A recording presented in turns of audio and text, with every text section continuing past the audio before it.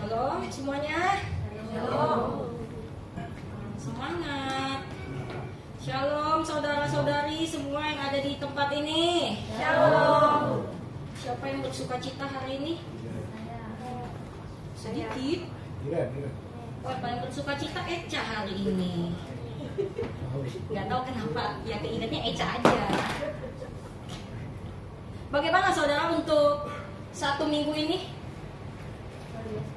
Luar biasa, banyak tantangan, banyak badai, banyak problem. Rasanya seperti Tuhan men-strong iman kita untuk lebih tinggi lagi. Ya saudara ya? Ya. Siapa tadi yang paling besar jawabnya iya? Puji Tuhan, berarti Eca sekarang lagi ada di badai-badai yang begitu besar. Pasti Tuhan akan tolong Eca untuk menentukan yang mana harus ditentukan. Oke Eca? Amin. Wah, terlihat sekali wajah-wajah bahagia di sini. Terutama ada 2 yang bahagia banget nih, kayaknya yang paling pojok mama saya dengan yang baju putih di tengah. Asik. Sang pangeran baru datang dari jauh. Satu dari dalam negeri, satu lagi dari luar negeri. Semangat ya. Senang Kak Indah? Oh, kalau mama udah pasti senang, gak usah ditanya. Puji Tuhan, amin. Nah, saudara, kita masuk langsung ke topik minggu ini. Pasti ini bukan lagi ayat yang asing ya saudara buat kita, benar? Filipi 4 ayat 13, pasti sudah di luar kepala. Di luar kepala, adanya di Alkitab maksudnya, jadi nggak di dalam. Siapa yang sudah hafal di sini saudara Filipi 4 ayat 13? Ya. Yang bisa jawab nanti pas pulang boleh makan. Memang oh iya kayu tahu aja, jangan buka-buka kartu kan. Hafal Sam? Filipi 4 ayat 13 apa Sam isinya Sam? Kemarin baru komsel. Aduh, orang Batak aku sih, bahasa Indonesia dong tolong. Nggak dari Dubai ini kebetulan. Bahasa Indonesianya apa Sam? Segala perkara dapat kulakukan. Saya lupa bahasa Inggrisnya dong. Call friend lah kalau misalnya lupa. Ben. Oke, Ben.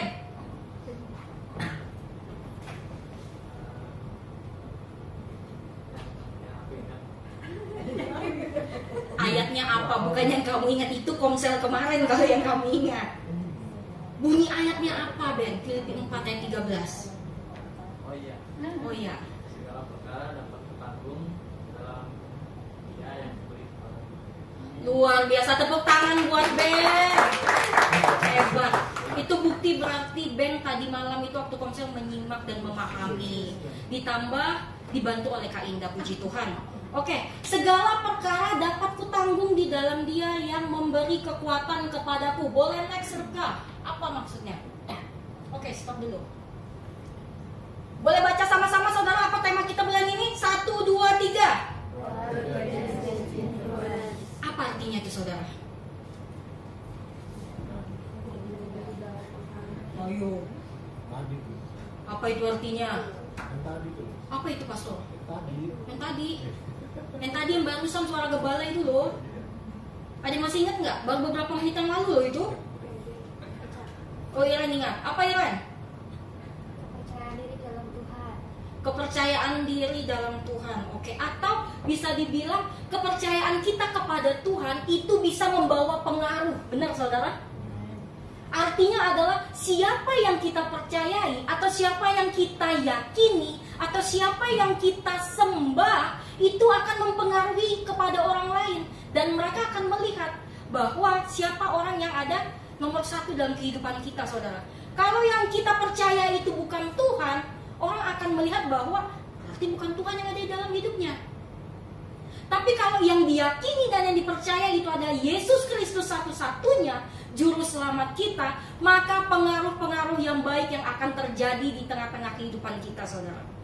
Apapun itu dalam segala aspek kehidupan kita, mau di dalam kekeluargaan kita, mau di dalam pekerjaan kita, mau di dalam hubungan kita, pasti hal-hal baik akan mengikuti.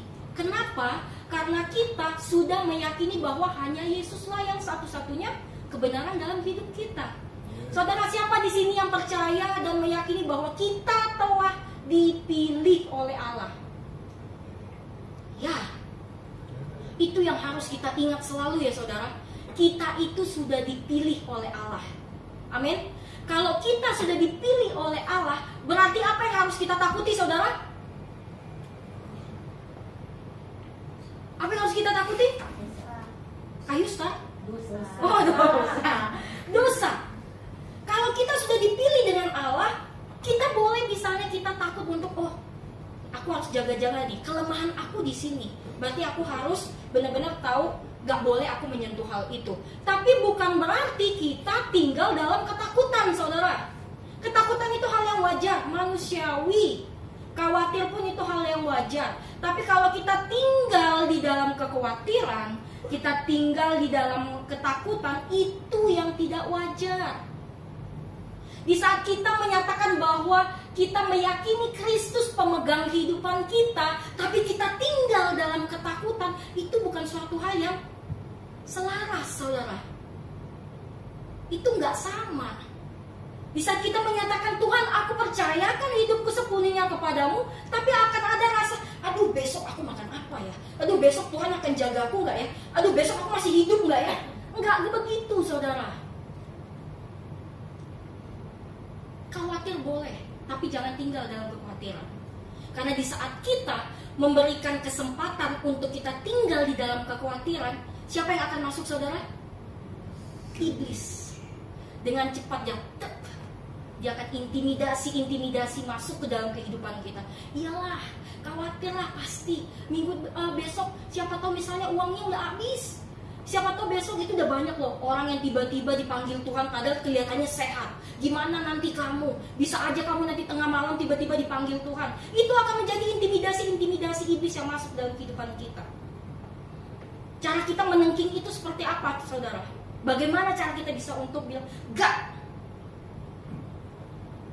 Iblis boleh datang cobai aku, tapi yang aku tahu Allah mengatakan bahwa siapapun itu kalau tidak seizin dari Allah tidak akan bisa terjadi. Amin saudara. Confidence in influence. Boleh kita masuk langsung ke ayatnya, Rika? Filipi 4 ayat 13.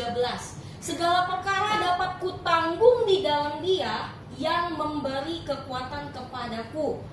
Ada satu kata yang mau saya titik beratkan saudara, yaitu di kata kutanggung. Ada yang tahu nggak kutanggung itu maksudnya apa sih? Kutanggung itu berarti di mana konsep ayat ini bukan berarti kita bisa melakukan dosa seenak kita saudara. Terus setelah itu kita punya pemikiran bahwa kan nanti Allah akan maafin aku. Allah kan pemaaf. Allah kan pemaafnya itu unlimited. Jadi aku tinggal buat kesalahan, terus nanti aku datang ke Tuhan, Tuhan maafin aku Tuhan, aku tadi tidak sengaja. Aku tadi bablas Tuhan untuk melakukan dosa yang itu. Tidak secetek itu saudara ayat ini mengatakannya. Kutanggung ini ada arti yang sangat dalam bagi kehidupan kita. Next slide Rika. Nah, saya cari tahu saudara, di dalam kata kutanggung itu ada definisi yang sangat penting. Kewajiban dan tanggung jawab itu adalah hal yang bisa dikatakan sama tapi memiliki makna yang berbeda saudara. Kalau kewajiban itu adalah suatu keharusan yang tidak boleh ditinggalkan. Contoh, kalau misalnya kita anak sekolah atau anak kuliah lah ya, di sini rata-rata anak kuliah. Kalau kita bisa anak kuliahan, kewajiban kita itu harus mengikuti setiap mata kuliah yang telah kita ambil. Betul anak-anak kuliah? Betul. Betul kan? Harus menyelesaikan setiap mata kuliah yang telah kita pilih. Tetapi tanggung jawab adalah suatu sikap yang siap untuk memilih. Suatu sikap yang siap untuk memilih, suatu pilihan yang ingin dijalani dalam hidup, dan siap menghadapi, ini yang paling penting saudara, dan siap menghadapi konsekuensi atas pilihan yang kita jalani. Lebih berat tanggung jawab atau kewajiban saudara? Tanggung jawab. Tanggung jawab itu dimana kita mempunyai kesadaran dari hati, ya aku harus lakukan itu. Bukan karena kewajiban, tapi karena memang aku harus menghadapi itu. Karena aku harus melakukan itu. Aku harus menjalani itu. Karena aku telah memilih itu. Jadi banyak banget saudara-saudara, orang-orang yang mungkin di luar sana dikatakan tidak bertanggung jawab. Mungkin di saat dia memilih sesuatu, dia nggak pikirkan secara matang. Makanya banyak banget yang kita kamu ini nggak bertanggung jawab orangnya. Makanya pikirin dulu dong dari awal sebelum kamu mengambil keputusan. Tanggung jawab itu berat, saudara. Benar, bagi yang bekerja pasti tanggung jawab itu berat ya. Gimana yang bekerja? Cak, tanggung jawab itu berat nggak, Cak? Berat banget. Apalagi tanggung jawab kita kepada Tuhan yang menciptakan kita, saudara. Kita dipilih Tuhan untuk menjalani tanggung jawab yang besar. Itu beritanya. Ada tanggung jawab besar yang harus kita jalani, saudara. Apa tanggung jawabnya? Ada yang tahu tanggung jawab kita di dunia ini apa, saudara? Eca, apa tanggung jawab kita, Eca? Eca di depan aku soalnya, jadi pasti akan disebut terus. Apa tanggung jawab Eca di dalam dunia ini? Menggenapi firman Tuhan. Menggenapi firman Tuhan, luar biasa, rohani sekali. Sesuai dengan lagu yang tadi ya. Iya, memang jiwa song leadernya itu sangat kental, saudara, dalam kehidupan Eca. Tapi benar, itu nggak salah.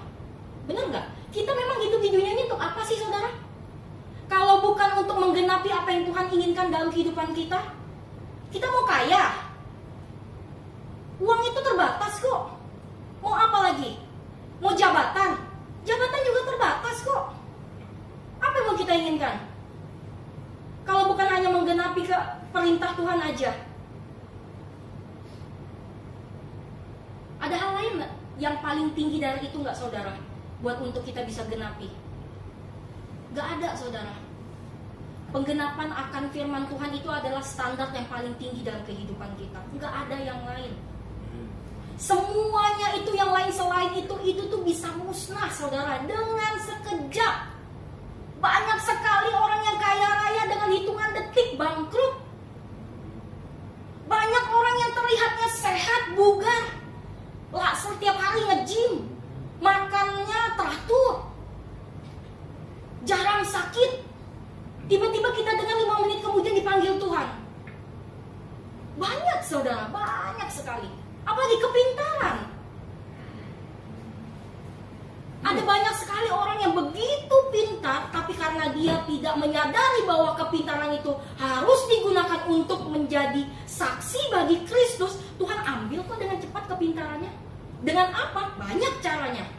Bisa tiba-tiba mungkin dia lagi mengendarai, tabrakan pras langsung, dan dia tidak bisa menjalani setiap kepintarannya lagi. Banyak hal, saudara.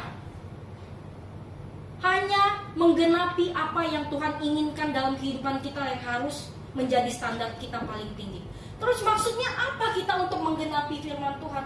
Di mana kita sekarang ditempatkan, saudara, pakai itu menjadi ladang misi kita. Di mana? Di pekerjaan? Di rumah tangga? Di tempat kuliah? Dimanapun itu kita bisa menjadi berkat, saudara, untuk orang lain. Tinggal kitanya, kita mau atau enggak. Bukan kita bisa atau enggak. Roh Kudus selalu membantu kita. Hanya kita. Mau enggak kita bilang ke Tuhan itu, Tuhan pakai aku, Tuhan. Aku rindu mau jadi pelayan sejati buat Engkau, Tuhan. Apapun yang Tuhan mau genapi dalam hidupku, genapi, Tuhan. Pakai aku sampai akhir hidupku. Apa yang mau Tuhan nyatakan, ayo nyatakan, Tuhan. Aku mau jadi berkat bagi orang lain. Doa-doa seperti itu, saudara, yang paling manjur. Amin. Seberapa kita di sini, saudara, yang ada rasa, oke, sebelum itu, seberapa di sini kita yang mempunyai masalah yang sedang kita hadapi sekarang? Hanya saya sendiri? Luar biasa. Glenn, angkat tangan nggak apa-apa, jangan setengah-setengah, jangan takut-takut. Seberapa kita di sini sedang mengalami masalah, saudara? Nggak usah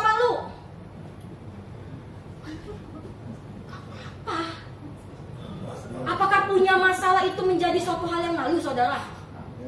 Yang malu itu adalah kita buat masalah, bener nggak? Kalau kita punya masalah itu wajar. Justru masalah itu yang bisa apa? Ayo, ada yang ingat 2 minggu lalu? Masalah itu yang membuat kita bisa menjadi yang keras, Kak. Next level. Iman kita itu bisa teruji kalau misalnya masalah itu datang, saudara. Kalau masalah nggak ada, apa yang mau diuji? Lempeng-lempeng aja. Justru kalau ada masalah, bersyukur Tuhan masih sayang. Amin. Tapi bukan berarti kita cari masalah ya. Kalau itu namanya mempermalukan Tuhan. Menyelesaikan masalah dengan benar mempermuliakan Tuhan, saudara. Tapi kalau kita itu mencari-cari masalah bukan mempermuliakan Tuhan, malu-maluin. Masalah itu ada untuk meningkatkan iman kita, saudara. Jadi bukan berarti masalah itu ada masalah kita malah bilang, Tuhan, kenapa datangnya ke aku? Kan aku rajin pelayanan. Kan aku rajin ke gereja. Aku rajin kok kasih perpuluhan. Gak pernah bolong tiap bulan. Kok masalahnya masih ada? Berarti yang mengembalikan perpuluhan setiap bulan dengan rajin, bisa yang pelayanan setiap minggu, terus datang ke gereja setiap minggu, datang komsel setiap Sabtu atau setiap Jumat, itu tidak memungkiri kalau masalah tetap akan datang, saudara. Jadi jangan itu standarnya. Oh, aku mau kasih aja perpuluhan tiap bulan, gue banyak-banyak, kalau bisa semua gajiku ku kasih, biar masalah itu tidak datang kepadaku. Bisa? Gak bisa, justru masalah bakal datang. Kalau gak ada uang mau makan pakai apa? Gak begitu konsepnya. Masalah datang untuk mendewasakan kita, saudara. Kita harus punya cara pemikiran yang seperti itu. Bukankah waktu Yesus menjadi manusia, masalah-masalah juga datang menghampiri Yesus? Ya, Yesus itu adalah Tuhan dan Raja loh, saudara. Yesus aja menghadapi masalah. Kita ini hanya ciptaan. Apa sih hebatnya kita untuk kita mentiadakan, Tuhan aku gak mau masalah yang ini, pilih-pilih masalah. Lebih hebatnya lagi, Tuhan jangan kasih aku masalah, karena aku ini sangat setia pada Engkau. Wow. Kesetiaan kita dari kita lahir sampai kita akan dipanggil dengan Kristus, menurut saya, saudara, itu tidak bisa membalas sedikit pun kebaikan Allah dalam kehidupan kita. Gak bisa, saudara. Jadi jangan merasa bahwa, oh aku bisa ini karena aku hebat, aku bisa ini karena aku mampu, aku bisa ini karena ada dukungan dari keluargaku, aku bisa ini karena background aku ya memang aku STT. Oh aku bisa ini karena aku sudah menjadi pelayan Tuhan selama 20 tahun. No, bukan itu. Kita bisa melakukan setiap perintah Tuhan itu karena Tuhan yang memberi kekuatan kepada kita, saudara. Kita itu nggak layak sebenarnya untuk menjalankan setiap perintah Allah, tapi Allah melayakkan kita. Karena apa? Karena Allah telah memilih kita, saudara. Bukankah begitu spesial kita, saudara? Dipilih Allah langsung loh. Sangat spesial. Itu harus menjadi suatu hal yang buat hidup kita tuh suatu anugerah. Aku keinget yang pastor bilang minggu lalu itu, kalau nggak salah ya pastor. Melayani Tuhan itu suatu anugerah. Dari aku dengar itu sampai aku membaca ayat ini, saudara, itu rasanya seperti, aduh Tuhan, mau bilang terima kasih sampai beribu-ribu kali pun nggak bisa mengurangi rasa bahagianya Tuhan mengizinkan masih untuk melayani Engkau gitu loh.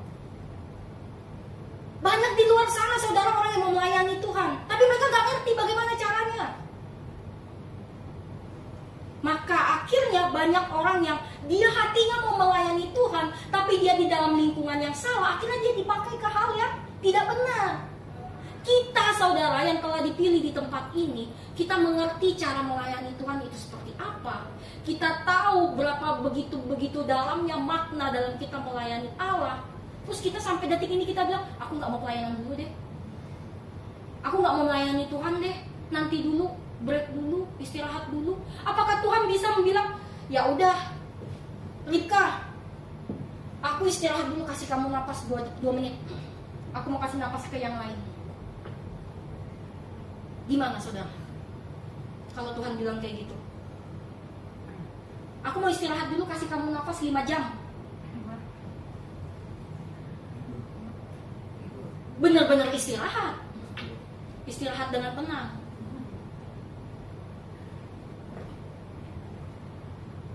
Bisa-bisanya kita sanggup mengatakan kepada Tuhan bahwa Tuhan, aku capek, stop dulu ya Tuhan. Gak ada rasanya tuh seperti malu, saudara, kita mengatakan itu. Tuhan tuh selalu tolong kita. Buktinya apa? Sampai detik ini saudara semua masih bisa menghirup nafas dengan sehat, ya kan? Gak ada yang harus pakai bantuan oksigen kan saudara di sini?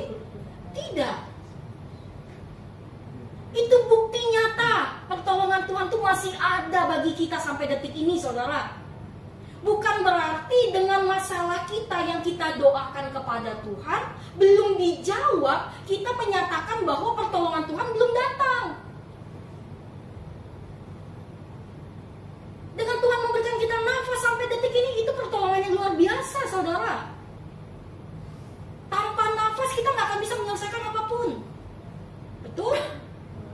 Orang yang sudah nggak ada nafasnya, emang dia bisa ngapain, saudara? Dia hanya bisa menerima apa saja yang akan diperlakukan ke hidupnya. Iya dong? Kalau dia tiba-tiba bisa bilang, jangan pegang aku, ya itu yang ada orang lari kalau kayak gitu, saudara. Di saat Tuhan memberikan kita nafas, mari kita punya pemikiran, apapun hal yang terjadi di depan sana, oke Tuhan, aku akan jalani. Yang aku tahu adalah Tuhan selalu pegang tanganku dengan sungguh-sungguh, dan Tuhan selalu ada di sampingku untuk memberikan jalan mana yang harus aku lalui. Bukankah itu sudah cukup, saudara, bagi kita? Kalau jatuh, bangun. Jangan kalau udah jatuh malah keenakan tidur. Aduh, capek Tuhan. Wah, berarti kalau begitu hidup dalam Kristen itu keras banget ya. Kalau kita memaknainya dengan benar, itu bukan keras, saudara. Tapi itu setiap detik dalam hidup kita tuh selalu ada warning, peringatan-peringatan kecil. Ayo, kamu habis ini mau melakukan apa? Ayo, habis ini kamu mau menjadi berkat seperti apa? Ayo, kamu habis ini mau melakukan apa? Segala perkara dapat kutanggung di dalam Dia yang memberi kekuatan kepadaku. Berarti apapun yang kita hadapi di depan nanti, saudara, kita pasti bisa lalui. Itu jawabannya. Kita pasti bisa lalui di saat kita bergantung penuh kepada Allah. Kalau kita masih pakai kekuatan manusia kita, jangankan kita lalui, baru masalah itu datang, kita pasti akan gak bisa menghadapi itu, saudara. Gak sanggup. Karena kita pakai kekuatan manusia kita. Tapi kalau kita bergantung kepada Allah, Tuhan, aku tahu ini berat. Aku tahu ya aku gak sanggup lakukan ini, Tuhan. Tapi yang aku tahu, saat aku melakukan apa yang Tuhan mau, dan aku serahkan kepada Tuhan seluruhnya, Tuhan pasti akan membuka jalan. Gak ada, saudara, sekarang ini orang yang tidak punya masalah. Semua punya kok. Punya masalah porsi masing-masing. Dan Tuhan memang sudah tetapkan itu. Si A punya porsinya segini, si B punya porsi segini, si C punya porsi segini. Apakah di saat Tuhan mengizinkan masalah itu datang dalam kehidupan kita, berarti Tuhan tidak memikirkan bahwa kita bisa melaluinya atau tidak? Gak mungkin. Tuhan bahkan sudah berikan solusi nanti untuk kita menjalani. Sebenarnya hidup kita tuh enak, saudara. Kalau kita pikirkan hidup kita tuh enak sebenarnya. Hanya memang penuh rintangan. Itu udah pasti. Enaknya itu pasti enak, saudara. Tergantung dari kita melihatnya seperti apa. Semua itu dari cara pandang kita itu seperti apa. Amin. Setelah kita mengetahui bahwa kita dipilih oleh Tuhan, maka ada tanggung jawab yang kita jalani dan membentuk suatu komitmen di dalam hidup kita. Jadi saudara, di saat kita sudah tahu nih bahwa kita sudah dipilih oleh Allah, jangan senang dulu. Ada sesuatu nih yang surprise banget buat kehidupan kita. Apa? Ada tanggung jawab yang besar. yang akan kita jalani untuk kehidupan kita nanti. Setelah itu, di saat kita menjalani tanggung jawab kita dengan benar, kita jalani dengan sungguh-sungguh, kita benar-benar meyakini setiap apapun yang kita jalani itu hanya untuk Allah, disitulah terbentuk suatu komitmen dalam kehidupan kita, saudara. Karena kita memiliki, aku mau melakukan tanggung jawab ini karena aku tahu tanpa Allah aku nggak bisa hidup. Itu komitmen dalam hidupku. Next, komitmen itu apa artinya, Luka? Komitmen itu adalah bentuk nyata dari tanggung jawab yang kita pilih. Komitmen adalah bentuk nyata dari tanggung jawab yang kita pilih. Jadi, hati-hati dalam memilih tanggung jawab. Karena tanggung jawab itu berbicara mengenai sikap hati kita. Gak bisa kita bilang, aku mau ambil ini aja, sepertinya ini lebih mudah daripada yang itu. No, hati-hati itu. Sikap hati kita apakah bisa untuk menjalani itu? Kita boleh lihat di ayatnya. Kolose 3 ini ayat bisa dikatakan, saya pertama kali baca ayat ini, saudara, di saat saya dibaptis tahun 2000. Saya berangkat sini 2015 kayaknya, iya 2014 2015 kali ya. Iya. Waktu itu saya dikasih sama pendeta saya yang di sana, dikasih ayat ini, saudara. Waktu saya baca sih saya merasa seperti, oh iya, biasa aja. Semakin hari sampai detik ini, saudara, di saat saya baca ulang ayat ini, rasanya itu seperti, Tuhan seberat ini ternyata. Kita baca sama-sama ya. 1, 2, 3. Apapun juga yang kamu perbuat, perbuatlah dengan segenap hatimu seperti untuk Tuhan, bukan untuk manusia. Ini berat, saudara. Kita disuruh melakukan segala sesuatu dalam kehidupan kita ini, itu seperti untuk Tuhan. Berarti tidak ada itu kita melayani dalam Tuhan berarti untuk biar dipuji sama gembala. Nggak ada itu dalam pemikiran kita melayani biar dilihat sama jemaat. Nggak ada tuh kita melayani baik sama orang di dalam kantor kita biar aku dipuji. Oh, itu orang baik juga ya, dia baik banget ya, nanti aku bisa deket deh sama dia. Enggak, motivasinya enggak itu.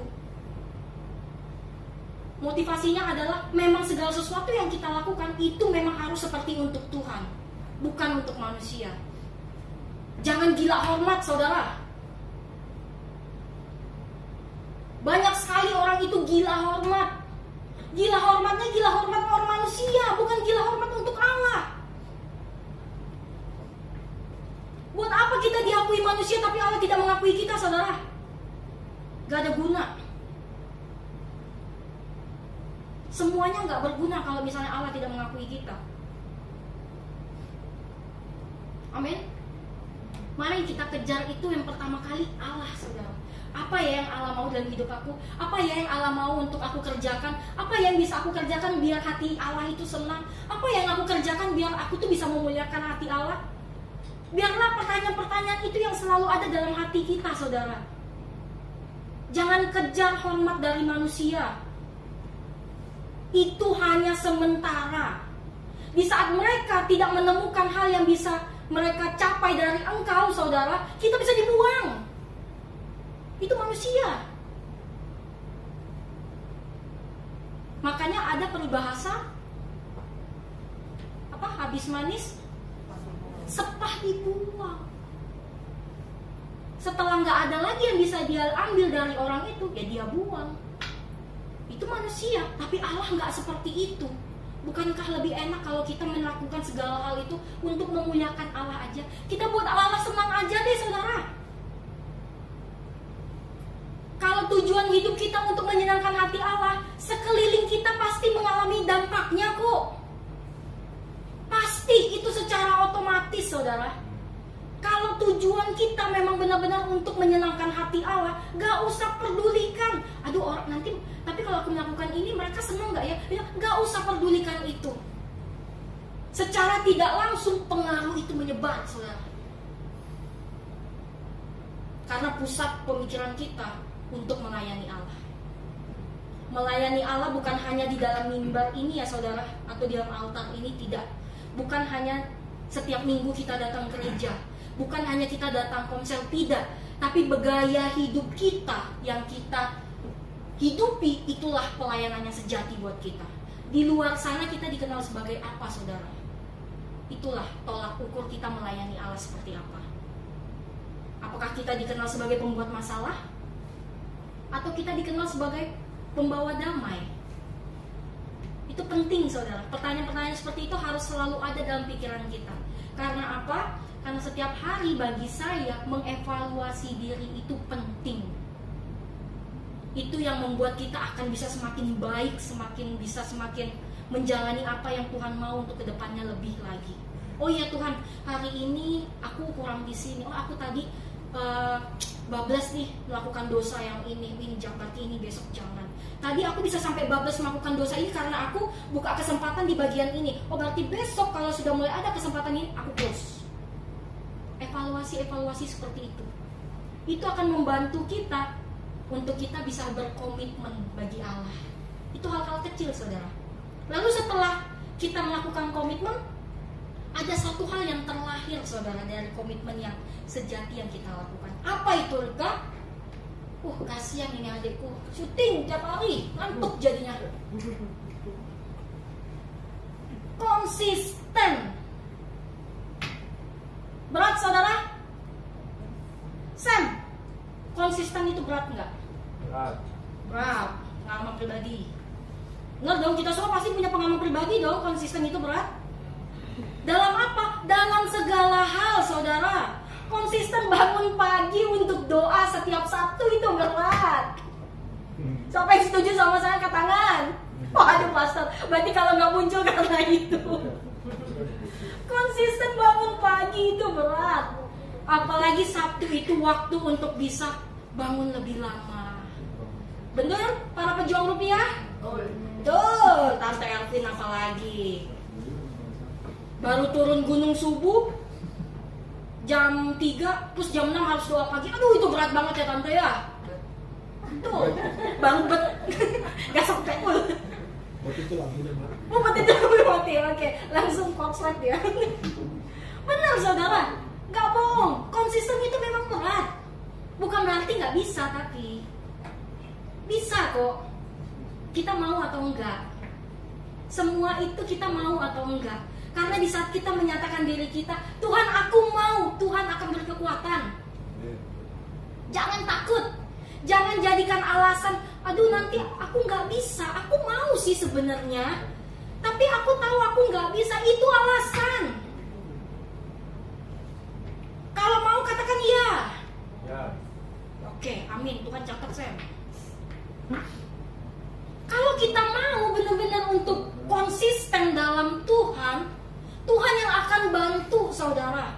Tuhan akan berikan kita jalan-jalan yang harus kita pilih. Bukan berarti di setiap jalan yang Tuhan beri itu semua mulus ya saudara. Enggak. Emang itu enggak akan selalu mulus. Akan ada batu-batu kerikilnya saudara, yang buat kita terkadang agak kesandung. Kalau kita jalannya step by stepnya enggak, kakinya enggak pas. Ada bahkan yang buat kita jadinya bisa jatuh, terluka, kesleo. Ada saudara, ada semuanya. Bukan berarti jalan-jalan yang Tuhan kasih itu mulus kayak jalan tol ya, enggak. Akan ada kerikil-kerikilnya. Justru disitulah proses-proses itu muncul saudara. Apakah di saat kita jatuh, kita langsung menyerah, atau kita mengatakan, wah ini menjadi acuan buat aku ke depannya. Berarti aku tidak boleh jatuh di hal ini. Oh aku tadi jatuh karena ini, berarti kalau di depan sana ada hal ini, aku harus hindari biar aku gak jatuh. Itu akan menjadi strategi-strategi kita saudara. Dalam menjalani setiap perintah Allah itu perlu strategi-strateginya. Sama kalau kita mau konsisten, kita perlu strategi. Tuhan itu kasih kita hikmat kok. Tuhan kita itu Tuhan yang penuh dengan inovasi saudara. Dia akan memberikan kita inovasi-inovasi baru kepada kita agar kita bisa menjalani dengan ini, dengan itu. Semua Tuhan itu bisa mengerti semuanya. Tuhan yang menciptakan kita kok. Apa sih yang Tuhan gak tahu saudara? Apa? kapan kita terbentuk di dalam kandungan ibu kita sampai kita akan dipanggil ke rumahnya, itu Tuhan yang buat. Bukankah itu standar yang paling tinggi yang manusia tidak akan pernah bisa melakukannya? Profesor, doktor, siapapun itulah tidak akan bisa. Apa lagi yang harus kita takuti kalau misalnya Tuhan sudah bilang, jalan aja nak, aku tetap pegang tangan kamu kok. Tapi aku takut Tuhan, gak apa-apa, aku pegang tangan kamu. Kalau sudah Tuhan yang bilang pegang tangan kita, apa lagi yang harus kita takuti saudara? Justru yang harus kita takuti itu adalah di saat Tuhan bilang seperti itu, kita meragukan Tuhan. Banyak yang bilang hal terbesar yang paling ditakuti itu adalah siapa saudara? Ada yang tahu? Hal terbesar yang paling ditakuti itu sebenarnya siapa? Diri sendiri. Itu hal paling menakutkan saudara. Diri kita ini. Jadi pastikan diri kita ini benar. Cara kita bisa tahu kita benar itu seperti apa? Cari tahu yang kita yakini itu siapa saudara. Amin. Ada satu ayat saya bacakan ya saudara, di Lukas 16 ayat 10. Barang siapa setia dalam perkara-perkara kecil, ia setia juga dalam perkara-perkara besar. Dan barang siapa tidak benar dalam perkara-perkara kecil, ia tidak benar juga dalam perkara-perkara besar. Siapa di sini yang telah Tuhan kasih kesempatan untuk melakukan perkara-perkara kecil, terus lulus, dia setia, tapi di perkara besar dia bilang, Tuhan aku gak mau, itu terlalu berat buat aku.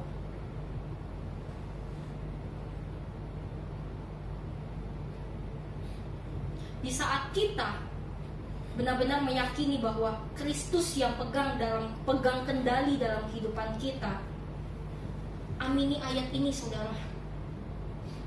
Di saat kita sudah setia dari perkara-perkara kecil, pastikan kita juga setia di perkara-perkara besar. Sulit. Siapa yang bilang enggak? Semua yang kita jalani dalam dunia ini sulit kok saudara. Benar enggak? Semua di dunia ini bisa dikatakan mempersulit semuanya.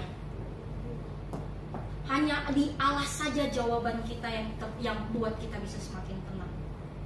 Hanya Allah yang menjadi penghibur kita dalam kita menjalani kehidupan yang sulit ini saudara. Siapa lagi sih penghibur sejati yang bisa menenangkan hati kita selain Allah?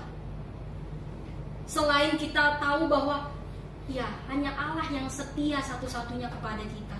Hanya Allah yang tidak pernah meninggalkan kita dalam keadaan apapun. Di titik terendah dalam kehidupan kita sekalipun saudara, Allah tidak pernah meninggalkan kita. Jangan merasa bahwa kita sendiri. Allah tidak pernah meninggalkan kita.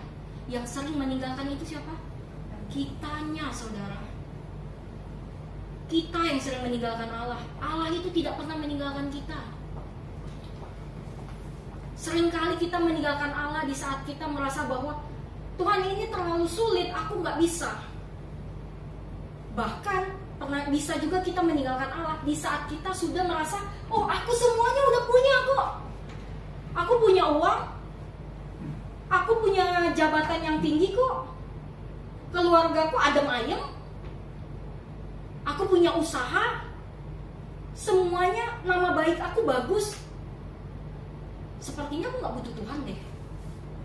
Mulai dari situ, boom, iblis pakai hancur kita dengan cepat. Jangan pernah kita membanggakan apa saja yang kita miliki di dunia ini saudara, karena itu semua tidak permanen. Dengan cepat hitungan detik Allah bisa ambil itu. Jangan pernah banggakan itu. Kalau kita punya hal yang lebih di dalam kehidupan kita, pakai itu untuk memberkati orang lain. Itu baru yang good. Buat apa sih saudara punya uang banyak kalau kita nggak dikenal sama Tuhan? Buat apa sih kita punya nama baik yang besar, tapi kita nggak bisa memperkenalkan Tuhan di luar sana? Itu nggak guna. Mungkin di mata dunia kita dipuji-puji, tapi buat apa kalau Allah itu dia bilang aku nggak kenal kamu? Buat apa, saudara? Berat. Hidup jadi Kristen itu berat. Gak ada yang bilang gampang. Tapi balik lagi, bukan berarti nggak bisa. Kita mau atau enggak setia. Amin, saudara? Nah, lalu komitmen dan konsisten ini dia datangnya dari mana? Ternyata hanya dari satu, saudara, hubungan kita dengan Allah. Jadi kita panjang lebar bicara A sampai B sampai Z, yang pertanyaannya cuma satu, hubungan kita kepada Allah itu gimana? Ada ayat, ini juga lagu sih. Lagu kan Eca? Eca tau gak lagunya? Oh gak kelihatan. Betul. Hanya dekat siapa Eca tenang? Yuda? Bukan. Dekat. Oh enggak katanya. Jangan terjadi sesuatu ya setelah ini karena dia jawab enggak. Hanya dekat siapa? Allah. Nomor 2-nya? Ayah. Nomor 3-nya? Ada. Udah, jangan diperpanjang, bahaya. Nanti bisa baku hantam, ini bahaya. Hanya dekat Allah saja aku tenang. Karena apa, saudara? Karena sumber ketenangan itu hanya ada pada Allah. Allah tenang yang sejati, saudara. Allah itu kasih yang bisa menyejukkan setiap hati kita. Dia itu kayak gini loh, saudara. Apa namanya? Contohnya itu mengenai kalimat hanya dekat Allah saja aku tenang itu seperti ini, saudara. Kita habis olahraga nih, olahraga jogging lah ya, jogging panas-panas tuh kayak pastor kan sering banget tuh olahraganya di jam yang menurut saya sih tidak masuk akal ya buat saya, dan saya nggak akan melakukan itu. Jam 11 siang, sorry banget nggak mau deh itu. Jam 11 siang baru panas terik, kita lagi jogging. Panas nggak, saudara? Panas. Terus tiba-tiba kita masuk ke dalam ruangan yang AC-nya udah hidup. Rasanya gimana, saudara? Hah? Adem, sejuk, tapi bisa masuk angin. Nggak, kalau masuk angin pakai kipas. Kok pakai AC enggak? Kok tenang aja. Sejuk, saudara. Jadi rasanya temperatur itu langsung kayak bener nggak? Hanya dekat Allah saja aku tenang, saudara. Nggak ada yang lain. Jadi kalau sekarang hidup kita lagi tidak tenang, coba kita cek, apakah hubungan kita dengan Allah itu lagi bermasalah, atau lagi tidak sehat, atau lagi ada apa? Karena jawabannya pasti hanya di situ. Kalau kita merasa lagi ada suatu hal yang sepertinya tidak tenang, mengguncang, kok aku tidak ini ya, khawatir terus ya dalam satu minggu ini ya, rasanya nggak tenang, pikiran tuh banyak hal-hal yang negatif. Coba cek hubungan kita dengan Allah. Mungkin ada yang salah di situ, saudara, dan cepat perbaiki. Setelah itu udah diperbaiki, percayalah engkau pasti akan tenang. Karena hanya dekat Allah saja kita tenang. Amin, saudara. Hubungan dengan Allah itu akan menciptakan komitmen dan konsisten. Setelah komitmen dan konsisten itu ada, maka terbentuklah pengaruh-pengaruh yang besar bagi orang lain. Jadi kalau kita mau menjadi pengaruh yang baik, tarik. Sudah komitmen belum? Sudah konsisten belum? Kalau ini sudah, tarik lagi hubungannya dengan Allah tuh gimana? Hanya berputar di sini-sini aja kok, saudara, untuk menjadi pengaruh itu. Gak ada cara lain. Hubungan kita dengan Allah seperti apa, lalu kita berkomitmen dan kita konsisten menghidupi komitmen itu, kita akan menjadi pengaruh. Tidak ada lagi hal lain. Jadi jatuh bangun, nikmati saja, saudara. Jangan jadi seperti Tuhan, sepertinya aku nggak layak nih, karena kok sulit banget jalani hidup sama Tuhan. Harus diasingkan di tengah-tengah orang. Di saat kita menyatakan kebenaran, kita dibilang sok benar. Di saat kita menjadi benar, diasingkan sama orang lain. Bahkan dikucilkan untuk hal kebenaran. Difitnah dalam kita melakukan hal kebenaran. Capek deh Tuhan kayaknya. Jangan. Justru di saat kita rasanya sakit saudara, di saat melakukan kebenaran, itu waktu paling pol banget. Itu waktu paling bagus saudara untuk kita dibentuk. Setelah kita ngalamin itu, kita jangan lari. Jalani terus. Jatuh, bangun lagi. Jatuh, bangun lagi. Ingat saudara, sering banget saya katakan ini kayaknya. Setiap kita belajar firman Tuhan, saya pasti sering bilang ini. Tuhan kita itu murah hati, benar. Setiap kita melakukan kesalahan, kita datang kepadanya, Tuhan pasti akan memaafkan kita. Tapi ingat saudara, hal yang terpenting adalah Tuhan memang murah hati, tapi dia nggak murahan. Jangan main-main dengan pengampunan Allah. Karena Allah juga bisa murka. Ya, jangan main-main dengan pengampunan. Kalau memang sudah ditegur dengan keras, jangan lakukan hal itu lagi. Jadikan itu pelajaran yang sangat-sangat penting buat kehidupan kita, dan jangan pernah ulangi. Karena ingat, Allah tidak murahan. Bukan berarti dengan dia murah hati memberikan maaf bagi kita terus, kita melakukan dosa seenak kita. No, tidak. Jangan sampai Allah murka dalam kehidupan kita. Ya saudara ya, kalau kita jatuh di lubang yang sama 7 kali, pastikan besok berapa kali saudara? 8? Kok makin banyak? 6 maksimal, gak boleh lebih. Kalau jatuh di lubang A sekarang ini 6, besok pastikan 5 paling banyak.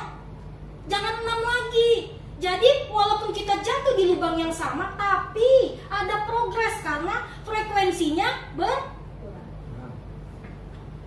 Itu menandakan bahwa kita mau diproses Allah.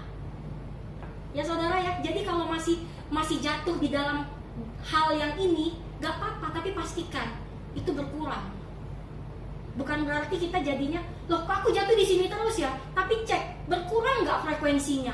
Kalau tetap atau bertambah, ada yang salah dengan kita. Itu yang paling penting. Oke, kesimpulannya adakah? Ada yang udah lapar? Saya. Eca, oke, kita tutup Cak. Gimana? Kita tutup langsung dalam doa berkat. Kesimpulan, kebaca nggak saudara? Kecil sih kayaknya ya. Saya bacain ya, pada pakai kacamata semua soalnya sama. Saya baca, digedein, inisiatif, bagus.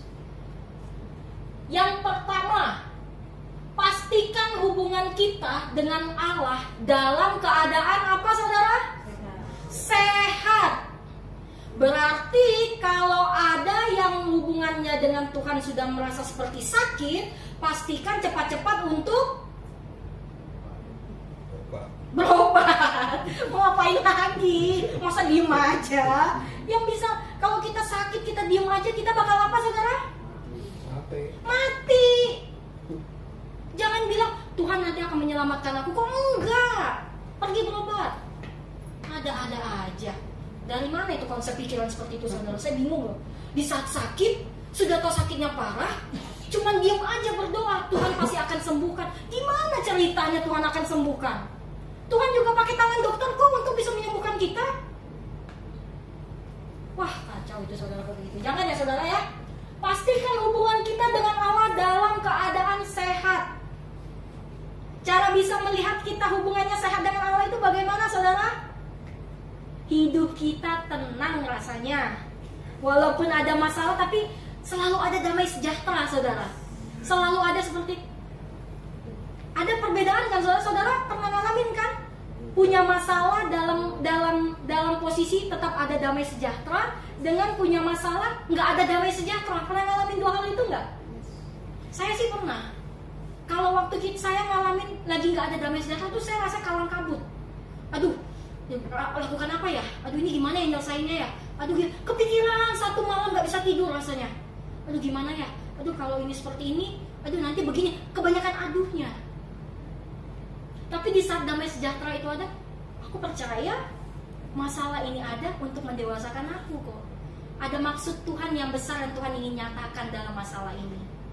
Ya udah, aku lakukan sebisaku, aku tetap berdoa dan tetap dengar apa yang Tuhan mau nyatakan. Ya aku serahkan ke dalam Tuhan. Apa yang terjadi di depan sana itu urusan Tuhan. Yang penting yang aku lakukan adalah aku sudah lakukan yang terbaik, berdoa dan berserah, bukan menyerah. Ya, kebanyakan kita itu mungkin seringnya menyerah karena doa kita nggak dijawab. Seringkali kita mengatakan bahwa Tuhan harusnya ini itu dijawab sekarang, bukan besok atau kapan-kapan lagi. Waktu yang terbaik itu adalah waktu Tuhan, saudara, bukan waktu kita.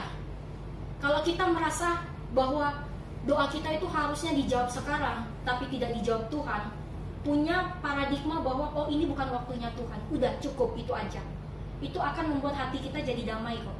Belum waktunya Tuhan, oke Tuhan aku akan tunggu, tapi aku terus lakukan. Jangan menggerutu, Tuhan udah 5 tahun aku doain kok gak dijawab-jawab, Tuhan udah 6 tahun aku doain kok gak dijawab-jawab. Jangan, oh ya udah belum waktunya Tuhan. Aku percaya segala sesuatu indah pada waktunya. Kalau Kak Indah itu indah pada Bang Morris pasti. Bener nggak? Yang kedua itu apa? Sadar kita apa? Kita telah dipilih untuk tanggung jawab yang besar. Kita harus sadari itu, saudara. Jadi hidup Kristen itu nggak santai-santai. Ada tanggung jawab yang besar yang harus kita jalani. Sadari itu. Seringkali kita itu nggak sadar bahwa ada tanggung jawab besar yang harus kita hadapi. Jadi kita santai-santai aja. Kita harus sadari. Setelah kita sadari kita telah dipilih untuk tanggung jawab yang besar, berarti kita dipilih bukan hanya sekedar dipilih, saudara. Ada tanggung jawab yang besar. Dan di akhir dikatakan berkomitmen menjalaninya serta konsisten dalam prosesnya. Ini yang paling berat.